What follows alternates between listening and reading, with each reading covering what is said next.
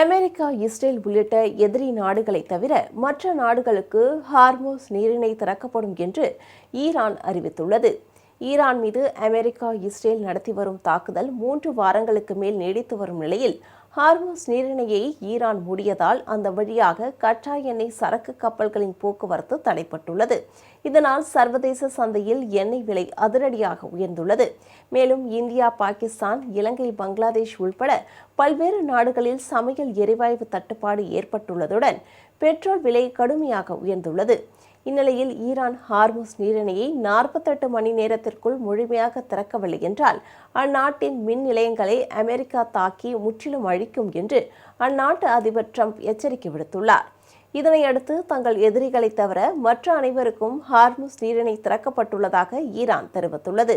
ராஜதந்திர வழிகளுக்கு ஈரான் எப்போதும் முன்னுரிமை அளிப்பதாகவும் ஆக்கிரமிப்பு முழுமையாக நிறுத்தப்பட வேண்டும் என்றும் சர்வதேச கடல்சார் அமைப்புக்கான ஈரான் தூதர் அலி மோசவி தெரிவித்துள்ளார். ஹார்முஸ் நீரிணையில் நிலவும் தற்போதைய சூழ்நிலைக்கு இஸ்ரேல் மற்றும் அமெரிக்காவின் தாக்குதல்களே மூல காரணம் என்றும் ஈரானின் எதிரி நாடுகளின் கப்பல்களை தவிர மற்ற அனைத்து கப்பல்களுக்கும் ஹார்முஸ் நீரிணை திறந்தே உள்ளதாகவும் தெரிவித்துள்ளார்.